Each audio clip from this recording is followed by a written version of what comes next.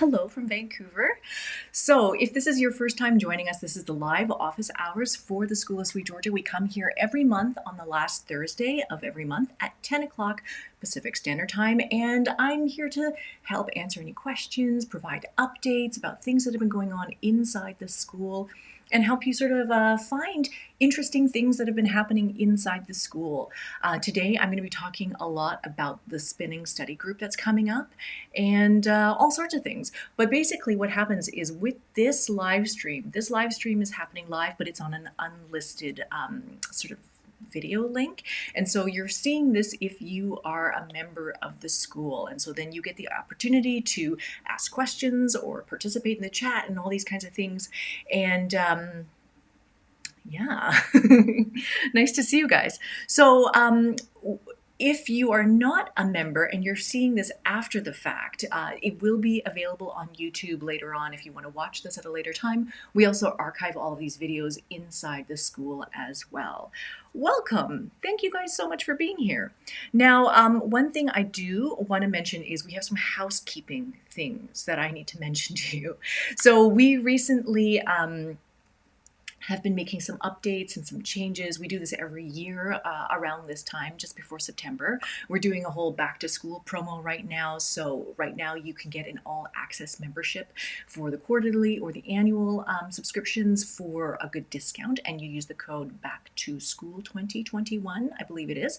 And so that is available right now. One of the housekeeping things that I do need to mention is that we are going to be discontinuing our free membership tier. So for some time when we started, we created this free membership tier as a way for people to join the school and just kind of see what was going on inside the school, how it all worked, all of this kind of stuff. And in the years since we started, we started in 2017, which is crazy now that I think about it. But since that time when we started, having that free membership tier has been interfering with the permissions of people who have like regular memberships. And so one of the problems is that we get a lot of customer support emails and requests with permissions and issues, and all of these issues are around the free membership tier. So we are going to be discontinuing that by the end of September. So we're encouraging everybody right now, you probably have received an email about it if you haven't already, about moving into an all access membership. So that is basically it. That's all I'm going to say about that part of it. And then we will go to our slides now. So I have here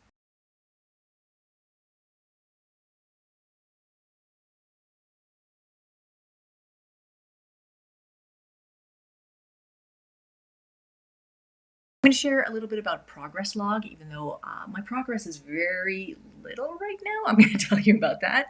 And then also share with you the threads to follow and highlight some of the things that have been posted in the Share Your Wins section of our discussion forum. Lots of wonderful things that are happening there. Fantastic. So one of the first things I wanted to share with you guys is we recently had Amanda Wood in the studio, maybe just 2 weeks ago, a week ago, and she came in and to film the last little portion of this class that we have coming out in October, and it's for clasped warp and clasped weft. It's also called interlocking as a technique. But you can kind of see from the photograph here that it is interlocking weft is what it is, where you have the two weft strands kind of combining and then they interlock this way and then they go again in different directions. And there's all sorts of beautiful things that can be created using this technique. And so she's designed a couple of pieces. This is one of the scarves that she's designed using this technique. And then this is the clasped warp technique. And these are interesting because they are so readily usable for rigid head loom. So what we have done is we are working with Amanda to create a whole series of weaving classes that are specifically for rigid head loom, and not looking at it as a stepping stone to floor loom weaving or table loom weaving or multi-shaft weaving. It's not at all like that, but looking at things that rigid head looms do uniquely and that are really, really just lovely. So that is coming out very soon. The other one I wanted to share with you is that last week we had Charlotte in the studio. Charlotte, you guys may know, she's the assistant production manager at SweetGeorgia.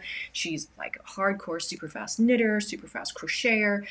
She makes all sorts of beautiful things. She has already done the class in our school for wet felting. There's a wet felting course, and she's going to be doing another one later on this holiday season called needle felting. And so she needle felts little holiday ornaments and things. But this one is crochet from the absolute beginning. Like, how do you make a chain stitch? How do you actually even make the slip knot on the crochet hook? How do you do single crochet, half double crochet, triple crochet, all of these things? And then she goes into like more advanced stitches like puff stitches and cross stitches and all sorts of things like that. But you can see the beautiful cardigan that she's wearing here is also made by crochet. There's a photograph of a sample that she's done showing you how to change colors with crochet. And then also this top picture here, this picture right here, this is a little mini shawl. And so she teaches you how to knit this little mini shawl sampler so that you can theoretically knit this larger shawl in the background here. This is the holiday shawl from last year. I think it's called Midnight something. My memory is so bad now, but it's from holiday last year. Beautiful shawl, knit in the mohair silk DK and then lupine colorway. And then I'm going to just quickly show you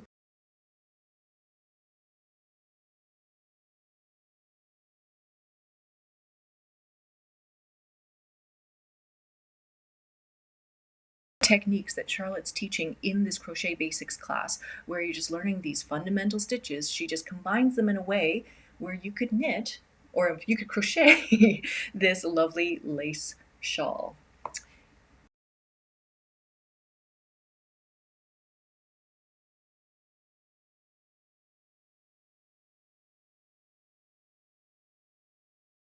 And I think I'm like 22 rounds out of 27, and then I'll be able to start doing some finishing and making this into a giant granny square cardigan. It's going to be really fun. And then I will record myself a little granny square tutorial showing you how to actually crochet a granny square. It's super easy, super fun, very relaxing. So that is all coming. The next thing I wanted to remind you about is that this past week, actually probably yesterday, we released the last module of Rachel's epic spinning sheep breeds course. This is very, very exciting. This is the one that I've actually really been looking forward to everybody seeing, because I will draw your attention to this corner down here. These are this is one book that is representative of many books that Rachel has made of her spinning notes. This is how she has documented a lot of her spinning, what she's made, where did the fiber come from, what is the technique that she's using, how many treadles has she done, like all of these notes, plus the little sample, the plyback sample, she has inserted into an index card, and then she puts them into these little plastic booklets. You like the ones where you put photographs in them. And so she brought all of these samples to the studio when we were filming this course. And this module about how to document your spinning and keeping track of everything, taking notes, that was not at all part of the initial planning of this course. It was only when Greta and we saw these, like she had many booklets, all of these booklets of all the samples that she'd made. We're like, oh, you have to talk about this. You have to show people how you do this. And so I'm most excited about sharing that piece of content with you. I hope that you are going to have just a quick look at that. I feel like this is one of the main things that I want to be able to develop over the coming years, is an actual documentation process. I do everything on my phone, everything's very digital, but then seeing these physical books with samples in them was actually quite inspiring to me. So that is something that I wanted to share with you guys about that. Good.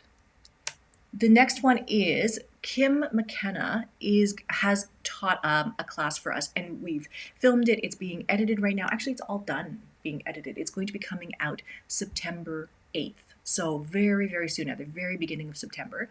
And this one is the course that has all the content that I keep referencing and keep talking about. And you can see Kim down here working with fiber that has been dressed on a distaff here. You can see here there's a little beautiful walnut diz that was handmade by someone that she knows. And looking at the kind of yarn that can be made with fiber that has been prepared from a blending board through a diz. She just shares all of these kinds of techniques. And so you can see here, there's all these different ways that she's taken the same fiber and she's prepped it in different ways, and looking at the yarn that can be spun from each of those techniques and different methods. Up here in this top corner, again, is this is a photo of commercially prepared top. This is wool top. This is as it comes right out of the bag when you buy it from the supplier, and then this is after it's gone through a soaking process. And so you can already see the difference in the texture for these two fibers. And so she goes through this whole lesson of how to pre-soak your fibers, or how to soak your fibers before spinning, how to prepare all these fibers, how to use a diz, how to use a distaff, all of these kinds of things. She also teaches the plying through the rings technique as well. And I feel like all of this information is incredibly helpful for improving your spinning. So I'm really, really looking forward to you guys having your hands on all of this. And then, whoops, no, not that one, this one.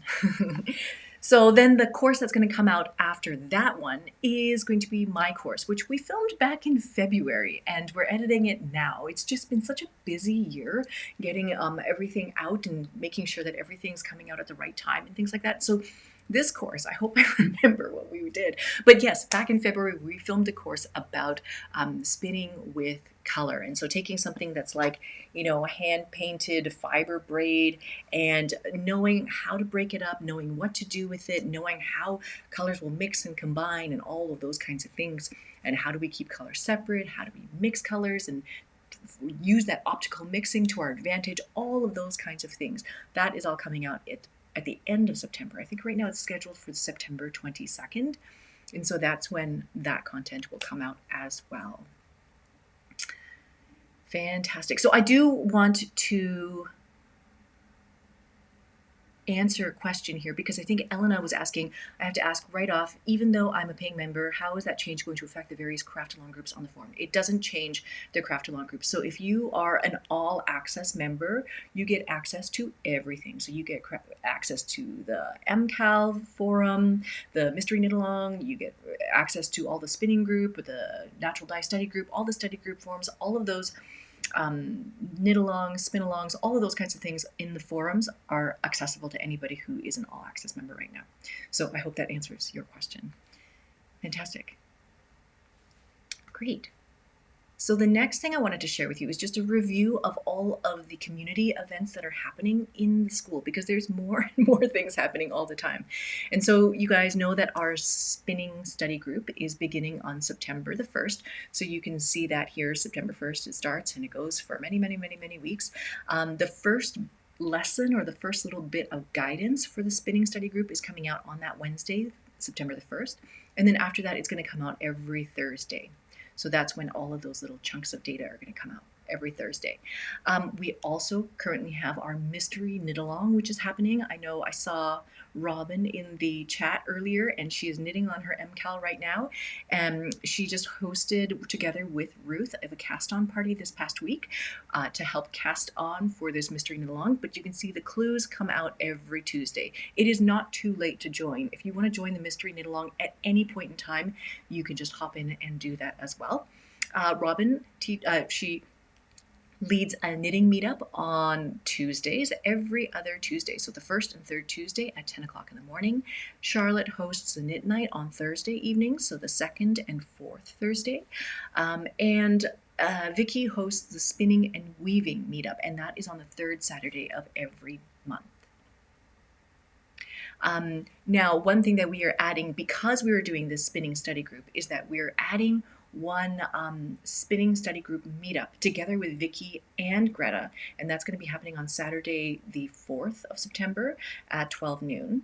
And then the last thing that we have added to the calendar is I am going to do a new member orientation meeting. It's going to be hopefully not too long, probably about 20 minutes, maybe half an hour. And I've scheduled it for September the 13th. And this is really to just help welcome anybody who's new, who's just recently joined the school, who's maybe wanting a little bit of a quick orientation about where to find things, how to get into the discussion forum. I will be there answering questions directly. It'll be like a regular Zoom meeting so that we'll all see each other and all that kind of stuff. So we'll have, I think the link is already up there. If you go to the calendar, you can already go and sign up for that. So there's a question, do we have to register for the classes? That is the new spinning study group. So the spinning study group is already on the school. If you go to the links under, I think it's under community and then study groups, and then the study group will be there. So that is where all of the weekly guidance comes out. And then there's a group discussion forum that's already on the discussion forum area in the community section. And that allows you to have chats back and forth with people who are participating in the study group as well. And it's already very, very active. So I encourage you guys to go check that out. So you go under the school and then under the community tab, you can find all of these discussions are happening there. So let's talk some more about this spinning study group. So now that we've had like a better idea, we've had some time to really marinate and figure out what we want to do with this study group, I think the goal here is now to improve our spinning skills. And so this might mean different things for different people, but the idea is that you'll have a chance to look at some of the lessons, look at some of the guidance, and then help improve your own spinning skills. Like you want that spinning technique in your hands. You want to feel it and know what it feels like to have and make better yarn. So all of this study group stuff is going to be happening until November the 4th. So it's about 9 weeks or so.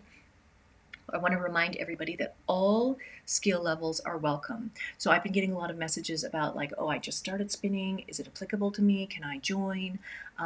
Basically, my guidance for everyone is that if you can spin a continuous thread using whatever tool you're using, whether it's a wheel or an e-spinner or a spindle, if you can make a continuous thread, I feel like you're ready to look at different things that would help improve your spinning. So it's just becoming aware of what is happening with your yarn, with your hands, with your tool, and then being able to make those kinds of adjustments. So all spinning tools are welcome. So whether you're using a spinning wheel or you're using a spindle or an e-spinner, yes, absolutely. Francesca's asking at the moment, I'm just learning with a drop spindle. You can absolutely use a drop spindle for any of these techniques as well. So if you've just started spinning, one of the basic things that I would encourage you to do is to check out the content from the Spinning from Scratch course. And that one I teach, that one is a course that was developed because that is the exact course that I would teach if somebody was walking in the door at the studio and I was teaching them one-on-one, sitting down with them. And we go through looking at the fiber, we go through drafting the fiber, pre-drafting, we look at, park and draft, all of those kinds of things, just starting from the absolute beginning. And you might like sail right through that class and be like, oh, I know all the stuff already. And so if you know all that stuff, that's great. You're ready to move on to everything else. So Greta and Vicky are going to be hosting this. So they are going to be participating a lot in the discussions, in the chats, which you can find right here under community, under the Spinning Study Group 2021. And yeah, I hope that you guys are going to join us for that. I think there was a question, Marilyn was saying it would be great to have new member meetups on weekends or weekday evenings. So I will keep that in mind for when we schedule future meetings. It will be a little bit tricky because I have, yes, it'll be a bit tricky, but I will add that to the list of things to do for sure. Now, I'm going to share with you a little bit more closely what is happening in this week-by-week guidance for the spinning study group so that you have an idea. This is a preview of what's actually going to be happening. So the first week is really about like looking at the kind of projects that you might be interested in making. So right now there's a whole big discussion on the forums with everybody sort of sharing about what they would like to be able to make at the end of the day with their spinning.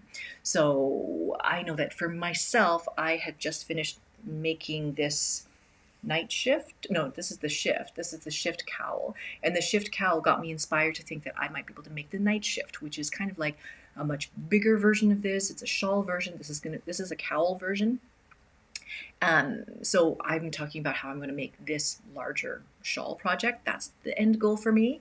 And so it might be just you taking a look at the kinds of projects that you might want to make. Maybe it's a hat, maybe it's a sweater, and then looking at what that yarn is that is specified and how you might go about duplicating that yarn. Week 2 is about this idea of developing awareness or mindfulness when you are spinning. So like having a really good, quiet spinning time where you can feel what is happening between your fingers so that you know what you can adjust as you move forward. So that week is going to be very, very interesting. Week 3 is about fiber prep. So we're going to be looking at a lot of the things that Diana Twist has recently taught around the color and spinning play, where she's using different kinds of carding tools. There's drum carder, there's hand carders, all of that kind of stuff. And then how to prepare those small batches of like mixed up colors, heathered fiber bats. And then week 4 will be about practicing your actual woolen draft. So long draw or spinning over the fold, spinning from rolags, all of those kinds of things we would practice during week 4. Then week 5 is combed prep. So this is, again, in Kim's class, she looks at taking fiber and then putting it on hand carders or putting on a blending board and then pulling that through a diz in order to comb it. And it makes the most beautiful fiber preparation. It's all parallel and smooth and clean and all this kind of stuff. And so then learning how to dress that on a distaff, and a distaff is just, I feel like it's a fancy name for a stick. It's a fancy name for a wooden stick that holds your fiber as you spin. So I've been doing that. So Amy says, I'd love to learn tips for prepping fiber without needing to invest a lot of money. And that's absolutely, absolutely true. I think there's a lot of tools that they share that do not need a lot of cost, and you can also make your own blending board. You could buy your own blending board cloth. You can just buy the cloth itself, and then I've seen people staple it to a cutting board that you can buy at the dollar store, just all sorts of things like that. How long will the study group last? It goes from September 1st until November 4th, so it's 9 weeks long. So these are the 9 weeks. In week 6, we're going to do worsted drafting, so either short forward, short backward, worsted to make nice and smooth and compact and more dense yarns, all of those kinds of things.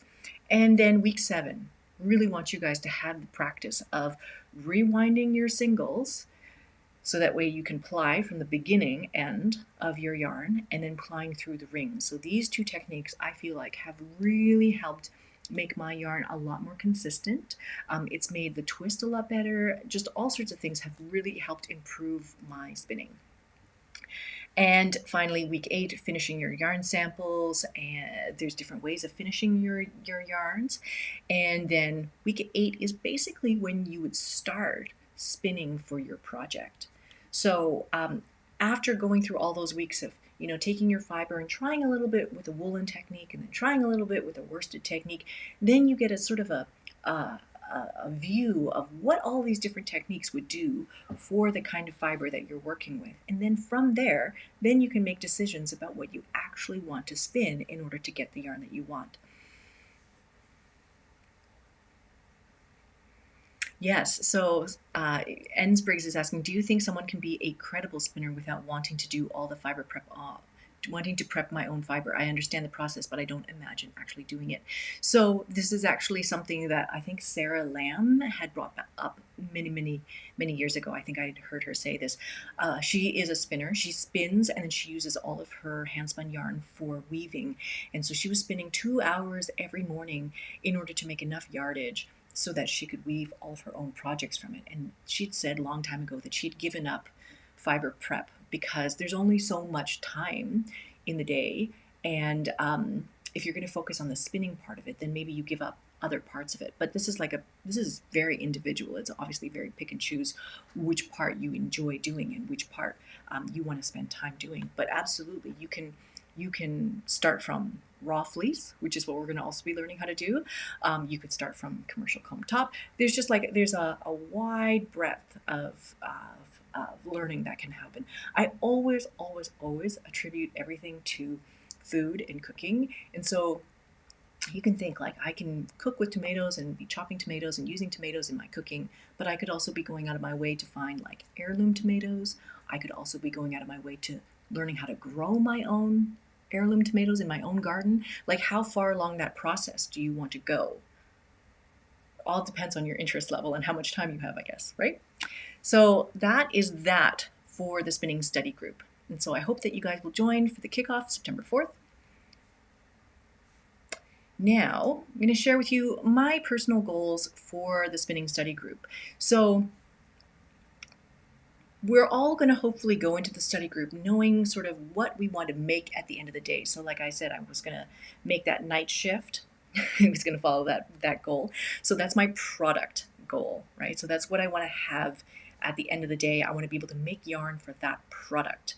But I also have these process goals, things like being able to improve my skill, my technique. I want to be able to know that the yarn that I make at the end of the day is better quality than the yarn that I spun 6 months ago or 2 years ago or however long ago.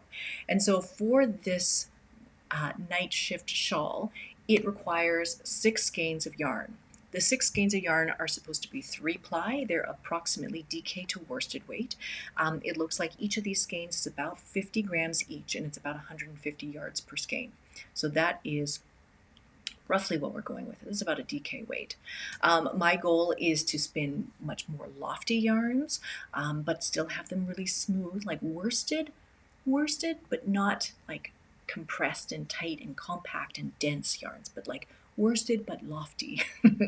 And so I'm going to do that by using a combination, hopefully, of using this continuous backwards worsted draft and then also rewinding my singles and then plying through the rings. All of those techniques I'm trying to do.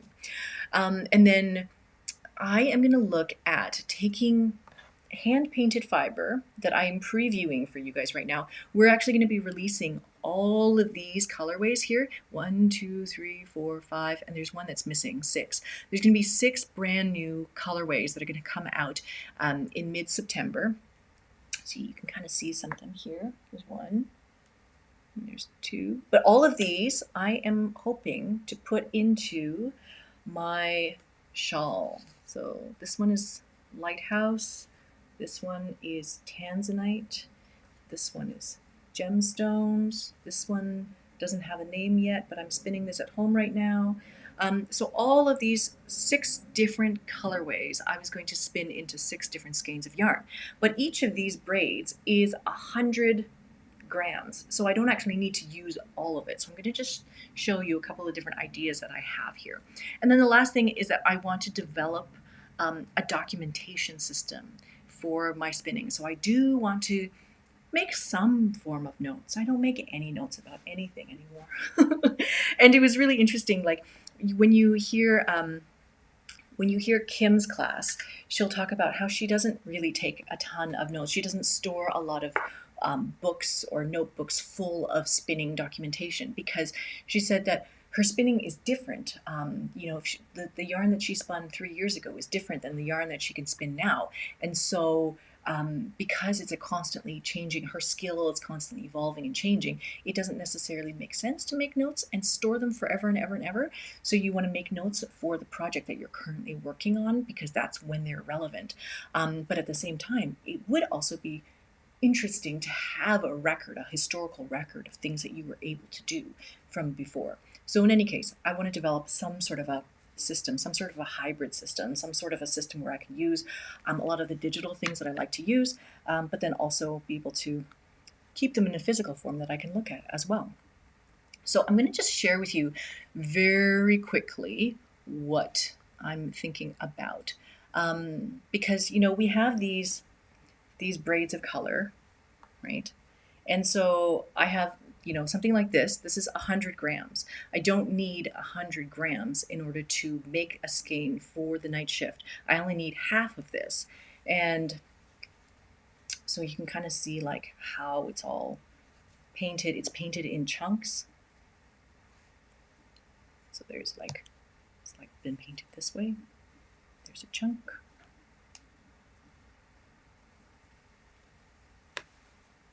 That is basically how it has been painted, okay? So what I could do is I can divide this entire length in half, and then I will have 50 grams on one half and 50 grams on the other half. I could take one of those 50 grams and I could spin that into a 3-ply yarn, and then using that 3-ply yarn make the night shift, and then the other 50 I could split that into 2 and then make a 2-ply yarn. So that's what I've been doing at home with some of this fiber. The other thing is that to make the night shift, I need 6 skeins, but I don't necessarily need to have 6 different colorways. If I wanted there to be less jarring changes between all of the colors, one of the other things that you could do is that you could just work with 3 different colorways. So if I have 3 different colorways, let's call them A, B, and C colorway, okay? And if I have like a really long braid, and then that's 100 grams, I could take that and, can I erase this? Okay, I could break it in half, right? And then with those 2 halves, I can take that one and then divide it into 3. Okay, I'm going to take that fiber, and then I split it vertically into 3, right? So I'm going to split it into 3 sections. Okay, so then I'll have 1, 2, 3, 1, 2, 3. Okay, so the total of this is 50 grams, and the total of this is 50 grams, right? You can kind of see that. Okay, so if I do the same here, 1, 2, 3, 1, 2, 3, 1, 2, 3, 1, 2, 3. Okay, so I spin all of those individual strips successively onto my bobbin, and then I'm going to take them and rewind them onto storage bobbins. Okay, so if I rewind them onto storage bobbins, theoretically I will need 1, 2, 3, 4, 5, 6, 7, 8, 9, 10, 11, 12, 13, 14, 15, 16, 17, 18 storage bobbins.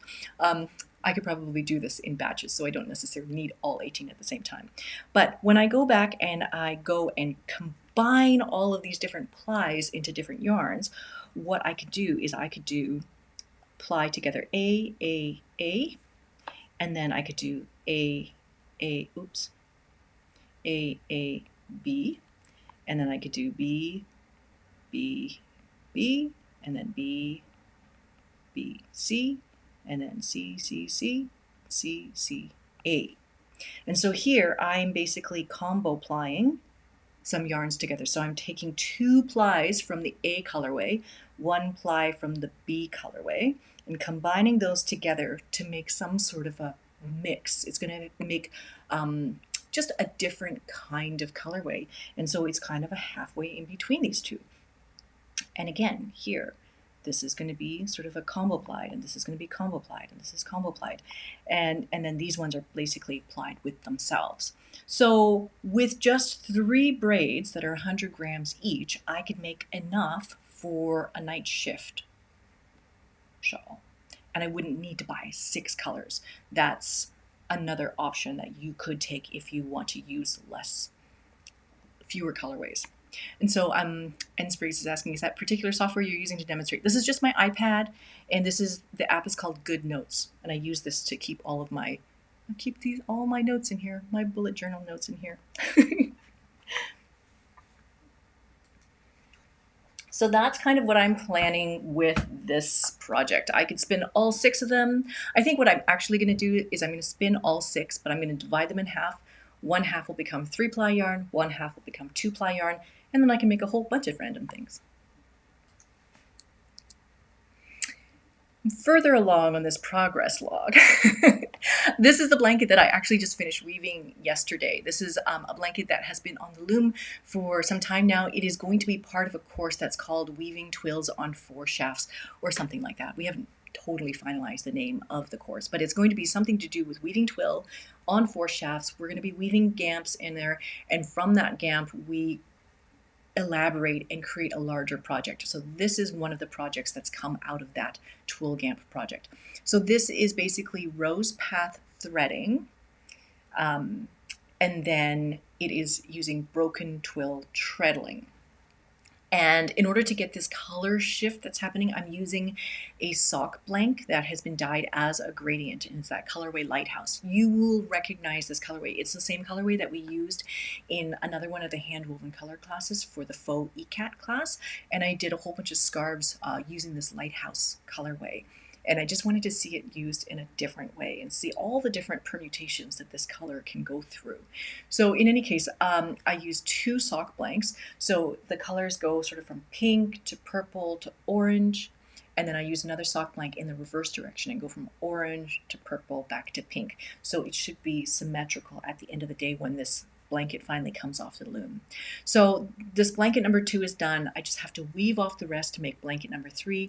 Trouble is I'm trying to decide what color to use for blanket number 3. So you could actually include, you can put that in the chat and tell me what color should I make the last blanket. Because the first blanket was yellow and white, the second blanket is the gradient sock blank and white, and the third blanket, I'm thinking, could either be something where I'm demonstrating very, very, very low contrast of value, like use a very pale gray or something like that, or have it be a different fiber altogether, like maybe the BFL and silk fine, fingering weight BFL and silk yarn, wool yarn.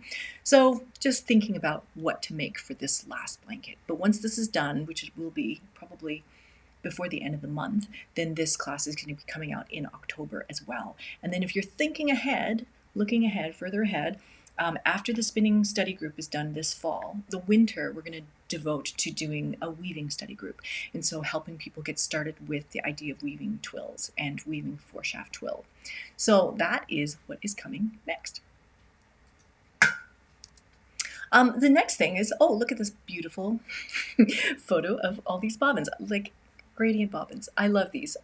That's what I was weaving yesterday. But in any case, I wanted to quickly mention this idea of pain management, because I noticed that it came up in the discussions on the discussion forum a couple of times. And so it just made me think about this, because I was weaving yesterday on this blanket and weaving for actually probably about 2 hours or so. And I found that at the end of the weaving session, I was like, why is my finger hurt so much? And I realized that because this loom is 45 inches wide and I'm throwing the shuttle and I need to throw the shuttle to get it across to the other side, I was throwing it a little bit hard. And when I'm throwing it hard, I used my other hand and the fingers on my hand as a bit of a stopper, and it would like the shuttle would bang right into my hand.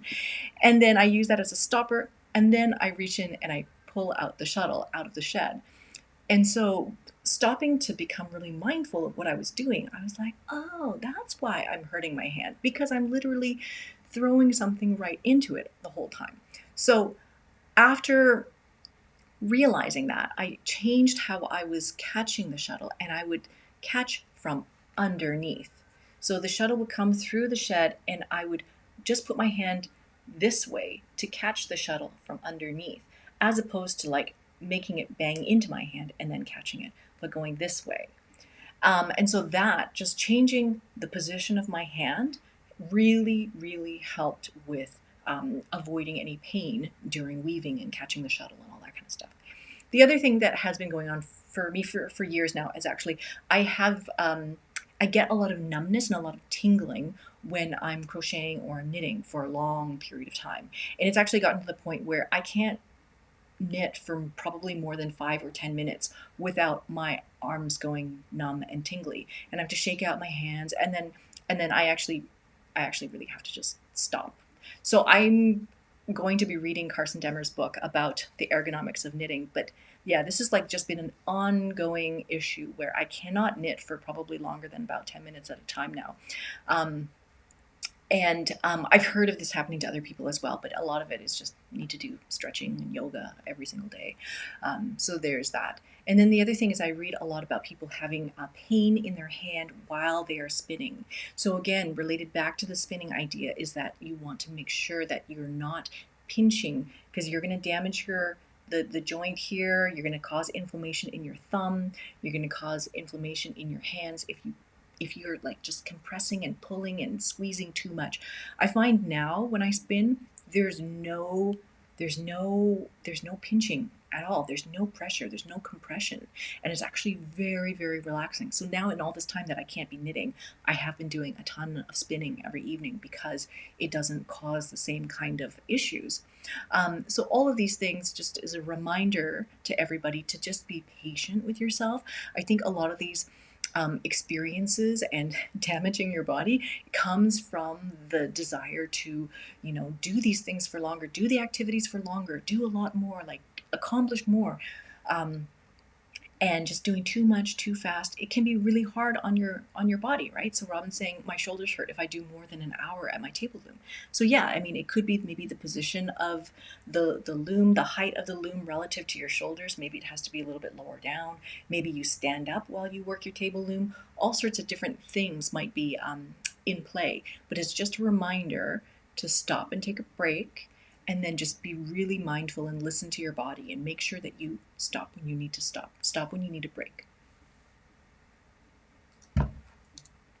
So these are the threads that I wanted to share with you guys that I really want you guys to follow. There were not a ton of questions, actually no questions this month that were individually submitted to me, because a lot of the questions have been answered on the forum, which is fantastic.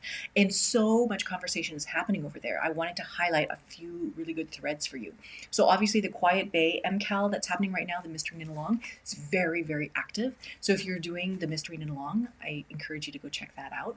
The Spinning Study Group as well is very, very active right now. Lots and lots of people talking about what they want to spin, how they want to improve their spinning. There's a very interesting thread here, Z versus S twist. And this is basically the direction in which you're spinning your singles. So typically when we're spinning, we are spinning our first singles, we're spinning them in the S twist direction. So we're spinning the yarn and the wheel is going clockwise. And so that produces an S twist, a Z twist. And I think it was Amanda C, who was on the forums, and she was talking about how she had her Nano. She's spinning on an e-spinner. How her e-spinner was set up to ply in the S direction, and then when she went back to go spin some new singles, she had spun them in the S direction by accident. And so she was wondering, is there is a reason why some people will spin their singles in the S direction as opposed to the Z direction. And so this whole thread, big long thread about when it would be appropriate or when it would be beneficial to spin your singles in the S direction as opposed to the Z direction, for if you're using crochet or if it's knitting, if you hold your yarn in a different hand, if you're doing continental style while you're knitting. Laura Fry chimes in about the weaving aspect of it as well. So I would highly recommend checking out that very educational thread that's going on right now. Again, there's another thread here, best fiber for learning how to spin. And so this thread originally began as a thread asking about, like, should I start with BFL when I learn how to spin? And then it gradually transformed into this conversation about pain and about like pinching too much while you're spinning, and being able to sort of let go and loosen up and then kind of open up your hands a little bit so that the drafting becomes much easier. So all of that is really a helpful discussion as well. There was also this discussion here. It's called "This is a Puzzle to Me," and this is a very interesting conversation about weaving looms and setting up a warp on a weaving loom and having some of the warp ends being longer at the sides rather than in the middle. And so I thought it was really great because Vicky went out.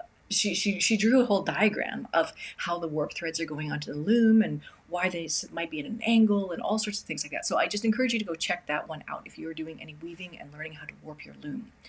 And this last question here is about reeds and DPI questions. So this is, I feel like, is a very, very fundamental question. It's about, if I'm going to buy a rigid head of loom, it comes with a reed. It comes with, like the Ashford one will come with a 7.5 dents per inch reed. Should I use that one? Should I get another one? What size reed should I get? What kind of yarn goes with which size reed? And a lot of the answer of that is kind of, it depends, but there are these general ranges. So like a 7.5 dents per inch or ends per inch reed works really, really well for thicker yarns like DK and worsted knitting yarns. Knitting yarns don't fit exactly the same way that weaving yarns do, like in terms of knitting yarns have very different ranges when it comes to these descriptions of yarn weights as weaving yarns. Weaving yarns are more specific about what exact set you might want to use. So like say the Gist beam that we're using, that 3/2 cotton that we're using, it's typically suggested anywhere between 14 ends per inch and 16 ends per inch for weaving twill. You don't get those kinds of stats when you buy knitting yarns. Knitting yarns are kind of like fingering weight, sport weight, DK weight, worsted weight, and then you kind of have to figure out where do those knitting yarns fit when it comes to these ends per inch. And a lot of the answer is it depends. You should probably sample, you should probably test a bunch of different densities and things like that. And it also depends on your weave structure, all sorts of things. But that thread gives like a nice, well-rounded, fundamental look at how you might match up your yarns with your reeds.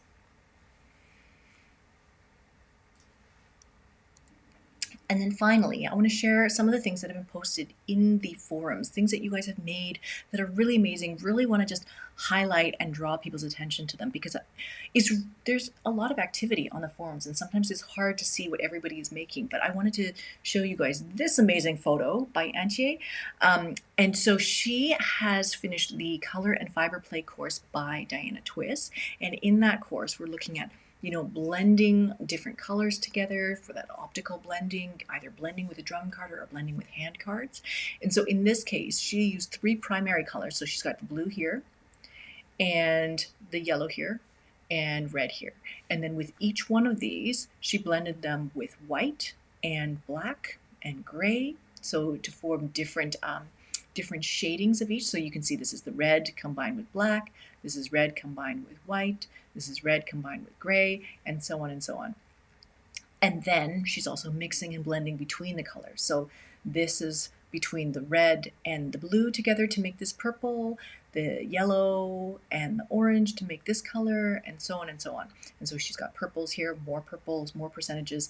And so you should go and check out this this thread, because she gives all the specifics about how she blended these, how much fiber would fit on a hand card, all of the other things that she did in order to make these really tight, beautiful, clean looking rolags. So this was fantastic. I really, really encourage you to check out this post. Thank you so much for sharing that with us. We also have Lovana S. dyed her first ever sock blank using the gradient techniques that we showed in one of it's the dyeing complex color class. And so she's talking about how her sock blank, the edges would curl, so that would make it a little bit more tricky. And then she also had this situation where the top of her sock blank was starting to unravel, because that's the live edge. That's the edge that you would go and you would unravel as you're working. And so she's just wondering, how do we prevent that? And really it's just about being super, super, super careful as you're dyeing it, just making sure that that edge, that live edge is not being touched too much, so that way it doesn't start to like unravel on its own. You just have to really be careful with it. But this is beautiful, beautiful, lovely looking gradient here.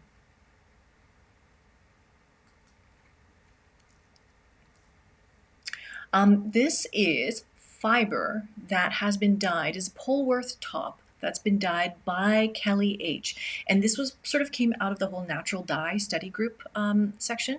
And so there was a week where we did hand painting with natural dyes. And so we were either mixing the dye stock into very, very strong solutions and then pouring that on top of the fiber or on top of the yarn. But in this case, there's like little bits of dye stuff that have been sprinkled on top, and we didn't have a lot of people dyeing fiber as part of the natural dye study group, so this was really, really interesting. So she did this sort of sprinkle dye technique with the natural dyes and then was able to spin up the fiber, and I think it looks super, super lovely. Like, it's just hints of rose and peach, and it's really quite lovely.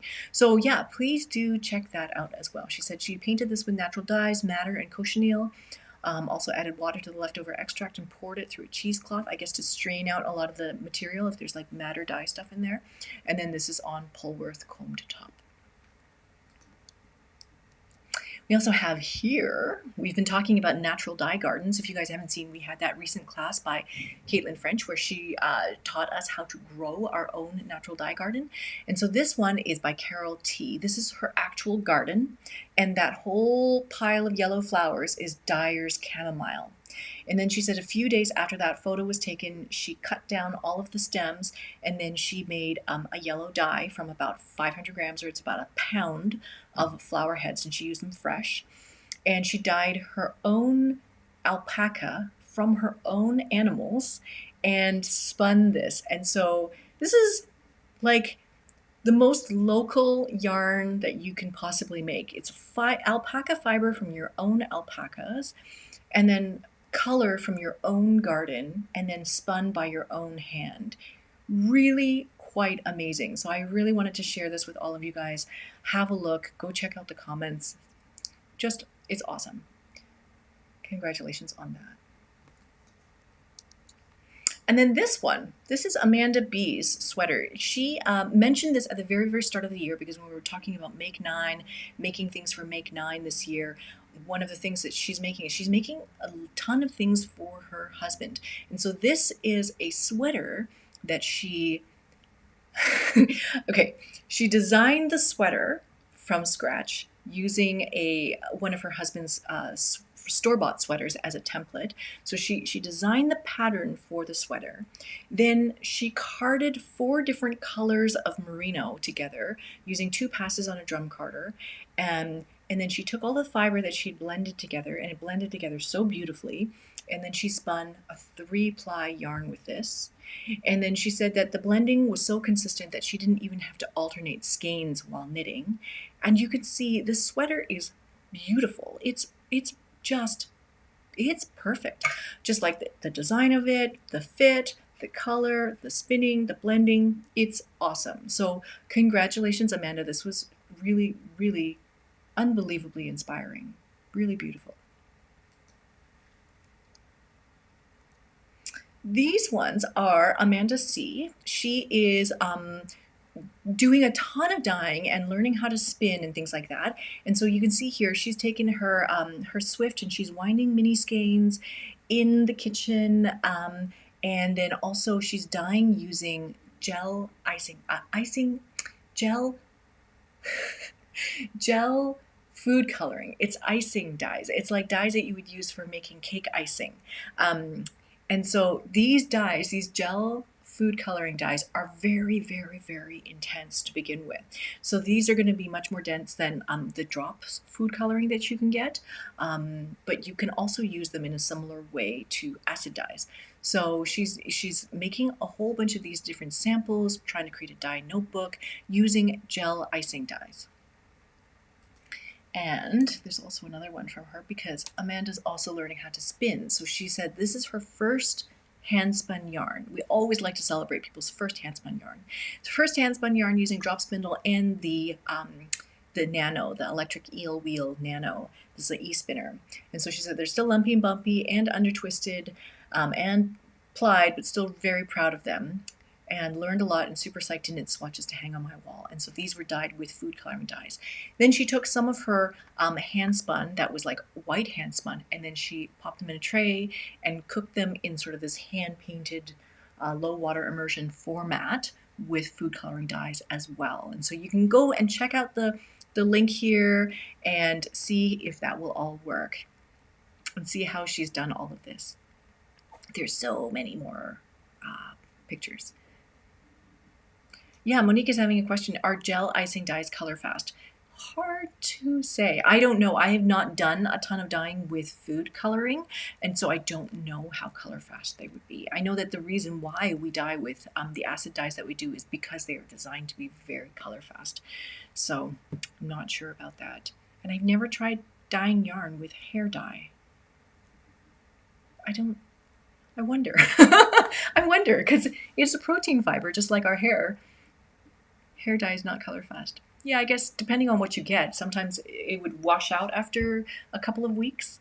So that's an interesting question. I've never actually been asked if you could use hair dye for wool, but I kind of don't see why not. Finally, we have our giveaway for this month, which is a sheep breeds kit of your choice. So if you want to enter the giveaway, you can go to this link here, and it's got like 2 questions on it, and helps me sort of figure out what we should be talking about each month when we do these sessions. And so this will be available for you guys to participate in until midnight tonight. And then we'll draw a winner, and then the winner, you can let me know which sheep breed kit you would like. And so there's ones that are sort of for the finer wools, medium length wools, longer wools, down breeds, and also Icelandic. So something for you to play with and try. I think at the end of that, that's the end. That's all my contact information. If you guys need to reach me, if you guys need to find me, of course, you're welcome to ask questions inside the forums, all of that kind of stuff. But here, let me put this link back for you guys. And yeah, I'm happy to answer any other questions that you guys might have if you pop them in the chat. But it is really nice to see all of you guys here today. This is absolutely fantastic. I hope that you guys are having a good summer. I hope you guys are having a good summer. It's almost September. It's so crazy how time is going by so fast. But yeah, I hope that you guys will join us in the spinning study group. Very excited about all that's happening. And if you're looking for something to make, you can make this.